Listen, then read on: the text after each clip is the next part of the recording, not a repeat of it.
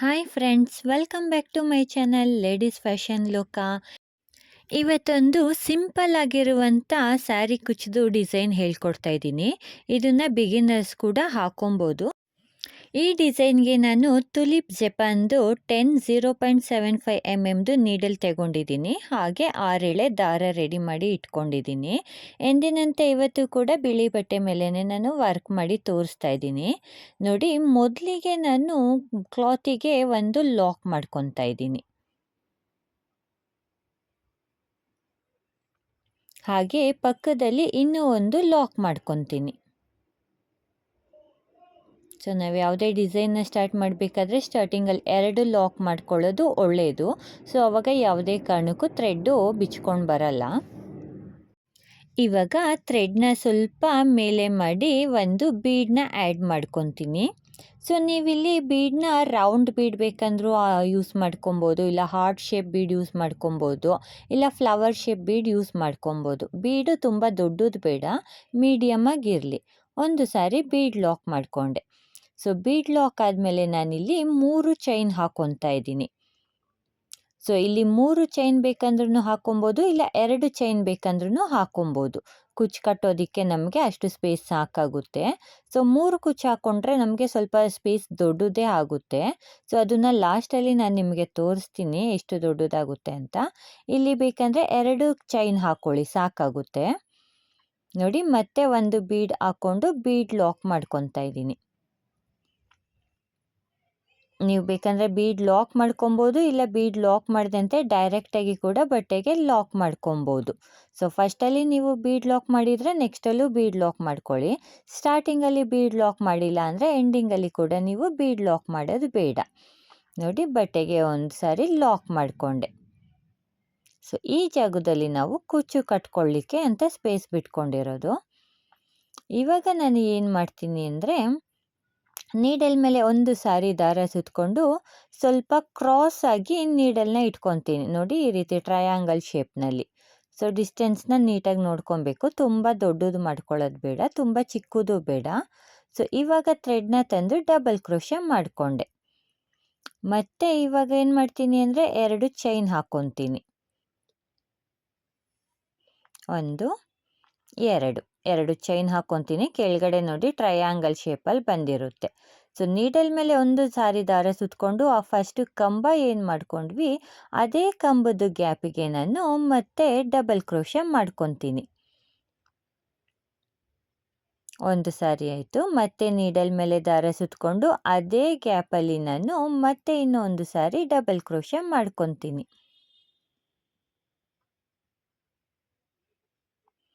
2 ದಾರನ ಒಂದು ಮಾಡಿಕೊಂಡೆ, ಮತ್ತು ಇನ್ನೊಂದು ಸಾರಿ 2 ದಾರನ ಒಂದು ಮಾಡಿಕೊಂಡೆ. ಸೊ ಇಲ್ಲಿ ನೀವು ತುಂಬ ಟೈಟಾಗಿ ಮಾಡ್ಕೊಬೇಡಿ ಕಂಬಗಳನ್ನ, ಸ್ವಲ್ಪ ಮೀಡಿಯಮ್ ಆಗಿ ಮಾಡ್ಕೊಳ್ಳಿ. ತುಂಬ ಚಿಕ್ಕದಾದ್ರೂ ಅದು ಚೆನ್ನಾಗಿ ಕಾಣಿಸಲ್ಲ. ಸೊ ಒಂದು ಮೀಡಿಯಮ್ ಸೈಜಲ್ಲಿ ನೀವು ಡಬಲ್ ಕ್ರೋಶೆ ಕಂಬನ ಮಾಡ್ಕೊಂಡು ಹೋಗಬೇಕು. ನೋಡಿ, ಮತ್ತೆ ನೀಡಲ್ ಮೇಲೆ ದಾರ ಸುತ್ಕೊತಾ ಇದ್ದೀನಿ, ಮತ್ತು ಅದೇ ಕಂಬದ ಗ್ಯಾಪಿಗೆ ನಾನು ಡಬಲ್ ಕ್ರೋಶೆ ಮಾಡ್ಕೊತಾ ಇರೋದು. ಹೀಗೆ ಆ ಕಂಬದ ಒಳಗಡೆ ಎಷ್ಟು ಡಬಲ್ ಕ್ರೋಶೆ ಕಂಬಗಳಿಡಿಸುತ್ತೆ ಅಷ್ಟು ಹಾಕ್ಕೊಬೇಕು. ನೋಡಿ, ನಾನಿಲ್ಲಿ ಫಸ್ಟು ಚೈನನ್ನು ಬಿಟ್ಟು ಒಟ್ಟು 6 ಕಂಬಗಳನ್ನ ಹಾಕ್ಕೊಂಡಿದ್ದೀನಿ. ನೋಡಿ, ಕೊನೆ ಕಂಬ ಹಾಕ್ಕೊತಾ ಇದ್ದೀನಿ. ಚೈನ್ನ ಸೇರಿಸ್ಕೊಂಡ್ರೆ ಒಟ್ಟು 7 ಆಗುತ್ತೆ. ಚೈನ್ನ ಬಿಟ್ಟು ಕೌಂಟ್ ಮಾಡಿದರೆ ನನಗಿಲ್ಲಿ ಒಟ್ಟು 6 ಡಬಲ್ ಕ್ರೋಶೆ ಕಂಬಗಳು ಬರುತ್ತೆ. ನೋಡಿ, ಆರ್ಚು ಎಷ್ಟು ನೀಟಾಗಿ ಬಂದಿದೆ. ಇದು ಸ್ಲ್ಯಾಂಟಿಂಗ್ ಆರ್ಚು. ನೋಡಿ ಎಷ್ಟು ನೀಟಾಗಿ ಬರುತ್ತೆ. ಆರ್ಚ್ ತುಂಬ ದೊಡ್ಡದು ಬರಲ್ಲ, ತುಂಬ ಪುಟ್ಟದು ಬರಲ್ಲ, ನೀಟಾಗಿ ಬರುತ್ತೆ. ಸೊ ಇವಾಗ ಏನು ಮಾಡಬೇಕಂದ್ರೆ, ನೀಡಲ್ ಮೇಲೆ ಒಂದು ಸಾರಿ ದಾರ ಸುತ್ತಕೊಂಡು ಫಸ್ಟು ಎಷ್ಟು ಗ್ಯಾಪಿಗೆ ನಾವು ನೀಡಲ್ನ ಹಾಕ್ಕೊಂಡಿದ್ವಿ ಇಲ್ಲೂ ಕೂಡ ಅಷ್ಟೇ ಗ್ಯಾಪಿಗೆ ನಾವು ನೀಡಲ್ನ ಹಾಕಿ ಆ ಕಡೆಯಿಂದ ಥ್ರೆಡ್ನ ತಂದು ಡಬಲ್ ಕ್ರೋಶೆ ಕಂಬ ಮಾಡ್ಕೊಬೇಕು. ನೋಡಿ, 2 ದಾರನ ಒಂದು ಮಾಡ್ಕೊತೀನಿ, ಮತ್ತು 2 ದಾರನ ಒಂದು ಮಾಡಿಕೊಂಡೆ. ನೋಡಿ, ಟ್ರಯಾಂಗಲ್ ಶೇಪ್ ಬರುತ್ತೆ. ಇವಾಗ 2 ಚೈನ್ ಹಾಕ್ಕೊಂಡೆ, ಮತ್ತು ನೀಡಲ್ ಮೇಲೆ ಒಂದು ಸಾರಿ ದಾರ ಸುತ್ತಕೊಂಡು ಇವಾಗ ಕಂಬ ಏನು ಹಾಕ್ಕೊಂಡಿದ್ವಿ ಅದೇ ಕಂಬದ ಗ್ಯಾಪಿಗೆ ನಾವು ಡಬಲ್ ಕ್ರೋಶೆ ಮಾಡ್ಕೊಬೇಕು. ಮತ್ತು ಇಲ್ಲಿ ಕಂಬಗಳು ಎಲ್ಲ ಒಂದೇ ಲೆವೆಲ್ ಆಗಿ ಮಾಡ್ಕೊಬೇಕು. ಸೊ ಒಂದು ದೊಡ್ಡದು ಒಂದು ಚಿಕ್ಕದು ಈ ರೀತಿ ಮಾಡ್ಕೊತಾ ಹೋದರೆ ಡಿಸೈನು ನೋಡೋದಕ್ಕೆ ಅಷ್ಟು ಚೆನ್ನಾಗಿ ಕಾಣಿಸಲ್ಲ. ಸೊ ಎಷ್ಟು ಕಂಬಗಳು ಹಾಕ್ಕೊತೀವೋ ಅಷ್ಟು ಕಂಬಗಳು ಕೂಡ ಒಂದೇ ಲೆವೆಲಿಗೆ ಬರೋ ಹಾಗೆ ನಾವು ಕಂಬಗಳನ್ನ ಮಾಡ್ಕೊಬೇಕು. ನೋಡಿ ನೀಡಲ್ ಮೇಲೆ ಮತ್ತೆ ದಾರ ಸುತ್ಕೊತಾ ಇದ್ದೀನಿ. ಅದೇ ಕಂಬದ ಗ್ಯಾಪ್ ಒಳಗಡೆಯಿಂದ ದಾರ ತಂದು 2 ದಾರನ ಒಂದು ಮಾಡಿಕೊಂಡೆ, ಮತ್ತೆ 2 ದಾರನ ಒಂದು ಮಾಡಿಕೊಂಡೆ. ಸೊ ಇದೇ ರೀತಿ ನೀವು ಮತ್ತೆ 6 ಕಂಬಗಳನ್ನ ಹಾಕ್ಕೊಬೇಕು. ಒಂದು ಡಬಲ್ ಕ್ರೋಶ ಕಂಬಕ್ಕೆ ನಾವು 6 ಸಾರಿ ಡಬಲ್ ಕ್ರೋಶ ಕಂಬಗಳನ್ನ ಮಾಡ್ಕೊಬೇಕು. ಸೊ ಮೊದಲಲ್ಲಿ 2 ಚೈನ್ ಹಾಕಿರ್ತೀವಲ್ಲ ಅದನ್ನು ಬಿಟ್ಟು ಎಕ್ಸ್ಟ್ರಾ 6 ಕಂಬಗಳನ್ನ ಹಾಕ್ತಾ ಇದ್ದೀನಿ. ಚೈನ್ನ ಕೂಡ ಕೌಂಟ್ ಮಾಡಿಕೊಂಡ್ರೆ ನಮಗೊಟ್ಟು ಇಲ್ಲಿ 7 ಕಂಬಗಳಾಗುತ್ತೆ. ಸೊ ಕೊನೆಯಲ್ಲಿ ಮತ್ತೆ ನೀಡಲ್ ಮೇಲೆ ಒಂದು ಸಾರಿ ದಾರ ಸುತ್ಕೊತೀನಿ. ಅಷ್ಟೇ ಗ್ಯಾಪಿಗೆ ಮತ್ತೆ ಡಬಲ್ ಕ್ರೋಶ ಕಂಬನ ಮಾಡ್ಕೊತಾ ಇದ್ದೀನಿ. ಇವಾಗ ಮತ್ತೆ 2 ಚೈನ್ ಹಾಕ್ಕೊಳ್ತಾ ಇದ್ದೀನಿ. ಮತ್ತೆ ನೀಡಲ್ ಮೇಲೆ ಒಂದು ಸಾರಿ ದಾರ ಸುತ್ಕೊಂಡು ಫಸ್ಟು ಕಂಬ ಏನು ಹಾಕ್ಕೊಂಡಿದ್ವಿ ಆ ಕಂಬದ ಗ್ಯಾಪಿಗೆ ನಾನು ಡಬಲ್ ಕ್ರೋಶ ಕಂಬನ ಮಾಡ್ಕೊತಾ ಇದ್ದೀನಿ. ಮತ್ತೆ ನೀಡಲ್ ಮೇಲೆ ದಾರ ಸುತ್ಕೊಳ್ಳಿ, ಅದೇ ಕಂಬದ ಒಳಗಡೆಯಿಂದ ದಾರ ತಗೊಂಬಂದು ಡಬಲ್ ಕ್ರೋಶ ಕಂಬ ಮಾಡ್ಕೊಳ್ಳಿ. ಸೊ ಇದೇ ರೀತಿ ಇಲ್ಲಿನೂ ಕೂಡ ಚೈನ್ನ ಬಿಟ್ಟು 6 ಕಂಬಗಳನ್ನ ಹಾಕ್ಕೊಬೇಕು. ಇಲ್ಲಿ ಕೂಡ 6 ಕಂಬಗಳು ಕಂಪ್ಲೀಟ್ ಆಗಿದೆ. ನೋಡಿ ಸ್ಲ್ಯಾಂಟಿಂಗ್ ಆರ್ಚು ನೋಡೋದಕ್ಕೆ ಎಷ್ಟು ನೀಟಾಗಿ ಬಂದಿದೆ ಮತ್ತು ಎಲ್ಲ ಒಂದೇ ಸಮವಾಗಿ ಬಂದಿದೆ. ಸೊ ಇವಾಗ ಇಲ್ಲಿ ಏನು ಮಾಡಬೇಕಂದ್ರೆ ನೀಡಲ್ ಮೇಲೆ ದಾರ ಸುತ್ಕೊಳ್ಳೋದು ಬೇಡ, ಡೈರೆಕ್ಟಾಗಿ ಅದು ಎಲ್ಲಿಗೆ ಬರುತ್ತೆ ಅಲ್ಲಿಗೆ ಬಟ್ಟೆಗೆ ಒಂದು ಸಾರಿ ಸಿಂಗಲ್ ಕ್ರೋಶ ಮಾಡ್ಕೊಬೇಕು. ಸೊ ಲಾಕ್ ಅಂತಾದರೂ ಹೇಳ್ತಾರೆ, ಸಿಂಗಲ್ ಕ್ರೋಶ ಅಂತಾದರೂ ಹೇಳ್ತಾರೆ.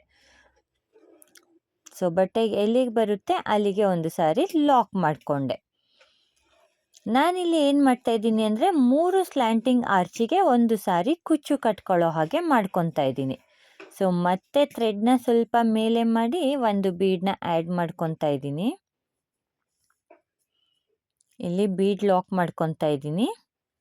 ಮತ್ತು 3 ಚೈನ್ ಹಾಕ್ಕೊಳ್ತಾ ಇದ್ದೀನಿ. ಮತ್ತು ಇವಾಗ ಥ್ರೆಡ್ನ ಸ್ವಲ್ಪ ಮೇಲೆ ಮಾಡಿ ಮತ್ತೆ ಇನ್ನೊಂದು ಬೀಡನ್ನ ಆ್ಯಡ್ ಮಾಡ್ಕೊಳ್ತಾ ಇದ್ದೀನಿ.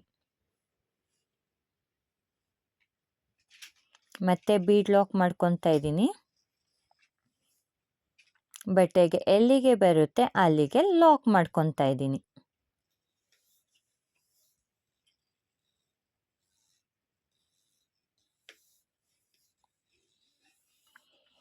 ಇವಾಗ ಮತ್ತೆ ನೀಡಲ್ ಮೇಲೆ ಒಂದು ಸಾರಿ ದಾರ ಸುತ್ಕೊಬೇಕು. ನೀಡಲ್ ಮೇಲೆ ಒಂದು ಸಾರಿ ದಾರ ಸುತ್ಕೊಂಡು ಟ್ರಯಾಂಗಲ್ ಶೇಪಲ್ಲಿ ನೀಡಲ್ನ ಹಾಕಿ ಥ್ರೆಡ್ನ ಈ ಕಡೆಗೆ ತಂದು ಡಬಲ್ ಕ್ರೋಶ ಮಾಡ್ಕೊತಾ ಇದ್ದೀನಿ. ಇವಾಗ 2 ಚೈನ್ ಹಾಕ್ಕೊತೀನಿ. ನಿಮಗೇನಾದರೂ ಸೆಂಟರ್ನಲ್ಲಿ ಥ್ರೆಡ್ ಬಿಚ್ಕೊಂಡ್ರೆ ಅಲ್ಲಿ ಕರೆಕ್ಟ್ ಮಾಡ್ಕೊಳ್ಳಿ. 2 ಚೈನ್ ಆದಮೇಲೆ ನೀಡಲ್ ಮೇಲೆ ಒಂದು ಸಾರಿ ದಾರ ಸುತ್ಕೊಂಡು ಫಸ್ಟು ಡಬಲ್ ಕ್ರೋಶ ಕಂಬ ಏನು ಮಾಡಿದ್ವಿ ಅದೇ ಕಂಬದ ಗ್ಯಾಪಿಗೆ ನಾನು 6 ಸಾರಿ ಚೈನ್ನ ಹಾಕೊಂಡಿರೋದನ್ನ ಬಿಟ್ಟು 6 ಸಾರಿ ಡಬಲ್ ಕ್ರೋಶ ಕಂಬಗಳನ್ನ ಮಾಡ್ಕೊತೀನಿ. ಇದೇ ರೀತಿ ನೀವು ಪೂರ್ತಿ ಆರ್ಚನ್ನ ಕಂಪ್ಲೀಟ್ ಮಾಡ್ಕೊತಾ ಬರಬೇಕು. ಸೊ 3 ಸಾರಿ ಸ್ಲ್ಯಾಂಟಿಂಗ್ ಆರ್ಚ್ ಹಾಕಬೇಕು ಮತ್ತು ಒಂದು ಸಾರಿ ಕುಚ್ಚು ಹಾಕ್ಕೊಳ್ಳಿಕ್ಕೆ ವಿತ್ ಬೀಡು ಚೈನ್ ಹಾಕ್ಕೊಬೇಕು. ಸೊ ಇದೇ ರೀತಿ ಸ್ಯಾರಿ ಪೂರ್ತಿ ಕಂಪ್ಲೀಟ್ ಮಾಡಿ ಆದಮೇಲೆ ಕೊನೆಯಲ್ಲಿ ಆರ್ಚ್ ಕಂಪ್ಲೀಟ್ ಆದಮೇಲೆ ಕೊನೆಯಲ್ಲಿ ಥ್ರೆಡ್ನ ಸ್ವಲ್ಪ ಮೇಲೆ ಮಾಡಿ ಒಂದು ಬೀಡ್ ಆ್ಯಡ್ ಮಾಡ್ಕೊತಾ ಇದ್ದೀನಿ. ಬೀಡ್ ಲಾಕ್ ಮಾಡಿಕೊಂಡೆ, ಮತ್ತೆ 3 ಚೈನ್ ಹಾಕ್ಕೊಂಡೆ. ಸೊ ಮತ್ತೆ ಥ್ರೆಡ್ನ ಮೇಲೆ ಮಾಡಿ ಒಂದು ಬೀಡನ್ನ ಆ್ಯಡ್ ಮಾಡ್ಕೊತಾ ಇದ್ದೀನಿ. ಬೀಡ್ ಆ್ಯಡ್ ಆದಮೇಲೆ ಬೀಡ್ ಲಾಕ್ ಮಾಡ್ಕೊಳ್ಳೋಣ. ಮತ್ತೆ ಬಟ್ಟೆಗೆ ಎಲ್ಲಿಗೆ ಬರುತ್ತೆ ಅಲ್ಲಿಗೆ ಕರೆಕ್ಟಾಗಿ ಲಾಕ್ ಮಾಡ್ಕೊತಾ ಇದ್ದೀನಿ. ಸೊ ಇಲ್ಲಿಗೆ ನಾನು ಡಿಸೈನ್ನ ಎಂಡ್ ಮಾಡ್ತಾ ಇದ್ದೀನಿ. ಹಾಗಾಗಿ ಕೊನೆಯಲ್ಲಿ ಸ್ಟಾರ್ಟಿಂಗಲ್ಲಿ 2 ಸಾರಿ ಲಾಕ್ ಮಾಡ್ಕೊಂಡಿದ್ದೆ.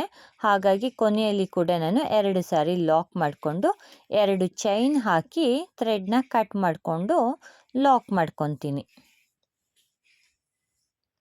ನೋಡಿ ಕ್ರೋಶದಿಂದ ಈ ಕಡೆಗೆ ಎಳ್ಕೊಂಡ್ರೆ ಥ್ರೆಡ್ಡು ಲಾಕ್ ಆಗುತ್ತೆ, ಯಾವುದೇ ಕಾರಣಕ್ಕೂ ಬಿಚ್ಕೊಳ್ಳಲ್ಲ. ಇದನ್ನು ಗಮ್ ಹಾಕಿ ಅಂಟಿಸ್ಕೊಬೇಕು. ನೋಡಿ ಎಷ್ಟು ನೀಟಾಗಿ ಬರ್ತಾ ಇದೆ. ಸೊ ಕುಚ್ಚಿಂದ ಆ ಕಡೆ ಈ ಕಡೆ ಬೀಡ್ಗಳು ಕಾಣಿಸುತ್ತೆ. ನಾವು ಬೇಕಂದರೆ ವಿತೌಟ್ ಬೀಡ್ ಕೂಡ ಹಾಕೊಬೋದು. ಸೊ ಆವಾಗ ನೀವಿಲ್ಲಿ ಬೀಡನ್ನ ಸ್ಕಿಪ್ ಮಾಡ್ಕೊಬೇಕು. ಸೊ ಎಲ್ಲ ಬರೀ ಥ್ರೆಡ್ ಅಷ್ಟೇ ಕಾಣಿಸುತ್ತೆ, ಒಂದು ಬೀಡಾದರೂ ಇರಲಿ ಅನ್ನೋರು ಈ ಡಿಸೈನ್ನ ಟ್ರೈ ಮಾಡ್ಬೋದು. ನೋಡಿ, ನೋಡೋದಕ್ಕೆ ಹೀಗೆ ಕಾಣಿಸುತ್ತೆ, ಎಷ್ಟು ನೀಟಾಗಿ ಕಾಣಿಸುತ್ತೆ.